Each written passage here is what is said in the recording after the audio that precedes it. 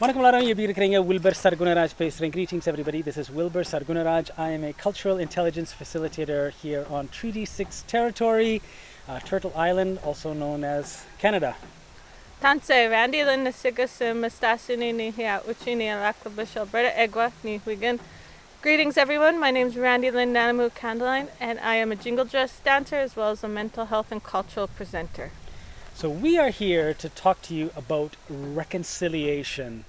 And that word gets thrown a lot around in Canada, but sometimes we don't know what to do with it.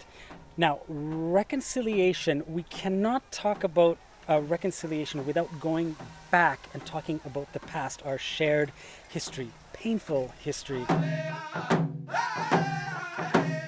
I come to you as the daughter, the granddaughter, and the niece of residential school survivors. I consider myself a generational survivor, meaning I didn't personally go to the schools, but because my close relatives had to, the pain from the schools have been passed down through generation from generation. The pain, the trauma that comes with those schools did not end when the school system was over. The last residential school closed in 1996 when I was already of school age. Fortunately, I did not have to attend residential school like my mother did. As a generational survivor, I grew up very confused and almost alienated feeling because my mom was always angry. She was always mad at me and I always felt like I was this big, that I was always doing something wrong, that I could never be good enough for her. And it really did an impression on my self-esteem as a child. What I learned later on in life was that my mom endured so many different kinds of abuse at the residential school, along with her grandmother, her brothers and sisters. They all experienced tremendous amounts of abuse and trauma at these schools. And for a very long time, it wasn't safe for the survivors of these schools to talk about what happened to them. Gratefully, thankfully, my mom embarked on her healing journey, and part of her healing journey was to share her story, her traumas with me. And when she told me what she experienced growing up, it really helped me humanize her to understand that what she went through and becoming a parent afterwards, she really was doing the best she could. She was showing me love in the best way she knew how, and she was still carrying a lot of pain that sometimes transforms into anger. And unfortunately, being the child, sometimes you get the butt end of it. But it helped me forgive her and it helped me forgive myself. And I consider myself fortunate because I know there's many children of survivors, grandchildren of survivors that have not come to that place with their older relations that are survivors as well. You cannot have reconciliation without truth. We need to talk about the truth in order to have reconciliation. Now, this is something I think for those of for the Canadians who are watching, this is a great way to remember this. We all like to say, "How's it going?" A. So next time you catch yourself saying like A, I want you to think of these 4 A's. Okay, these are the 4 A's of reconciliation.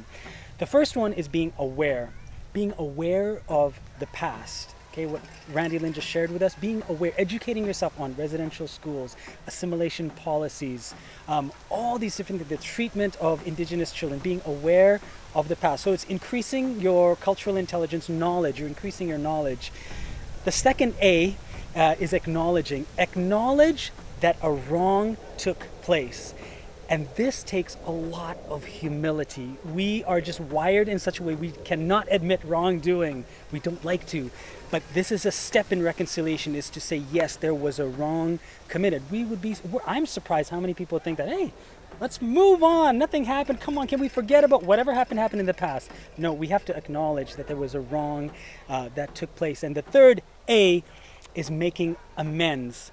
Making amends is correcting that wrong. How do we do that? This is where confession and forgiveness come into play. We need to confess the wrongdoing, saying, I'm sorry. Just like any relationship, when it's broken, what do? You say, I'm sorry. We need to confess, and then in turn, we hope that the other party will forgive us. And then when you have confession and forgiveness, we can walk together towards healing. Because we hear that word in circles, right? There needs to be healing. But in order for healing to take place, that truth needs to come out. We need to confess and hopefully receive that forgiveness. And the fourth one is taking action. Taking action is to change our behaviors. the way we think about First Nations, the way we feel about First Nations, our unconscious bias, our hidden bias towards First Nations, and more than anything else, simple like this, taking a step towards First Nations, so that reconciliation isn't just a word that she says and I say out here, but it's a relationship. Because what does reconciliation mean? It denotes that there's a relationship and it's been broken, and we need to fix that. In order to do that, we need to engage with our perceived other, people who we perceive are different than ourselves. We need to start engaging. That is the key step, is just to make friends. Because when you do that, all those stereotypes, all those biases, they will fall away. So in order to do away with that, we need to start engaging with the other. Randi Lynn, any other thoughts on reconciliation? How do Canadians do this on a personal level? How do you reconcile? When I think of reconciliation from a mental health standpoint, I feel making space safe for people to talk about their truths. These truths are very, very uncomfortable, and they are very heavy on the heart to sit and listen to. But these are the realities of our situation as First Nations people. And regardless if you have a relative that went to these schools or not, we all know someone who knows someone who knows someone who has gone to those schools that have been affected by the residential schools. This is not just First Nations history, this is Canadian history. And so what I ask for you is just provide safe space, because for many generations, many decades, it was not safe to talk about what was experienced. And when we talk about it, we let a little bit of go, and then we learn from each other. And education is so powerful in healing and reconciliation. Beautiful. You see this flag right here, it's broken. Canada is broken. We can work towards fixing this flag. And that starts with reconciliation, taking action. So we'd like to sign off for you. I'd like to sing a very, very simple song, just a chorus of this song. It's called Side by Side. And this song is all about going back way to the 1613s, one of the very, very first treaties that was made on the eastern United States between the Dutch and the Haudenosaunee. And it's all about where the Dutch came in and they said, very paternalistic, we will take care of you and we will provide and we will take. But the Haudenosaunee said, no, we don't want that. We want to be side by side on our canoes, just like Randi said, learning from each other.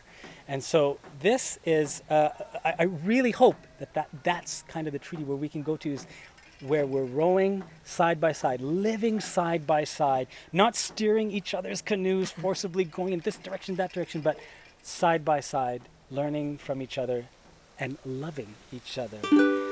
Side by side, on our canoes, we will share and learn from each other. We gotta learn from each other. Side by side, on our canoes, we will move forward together. We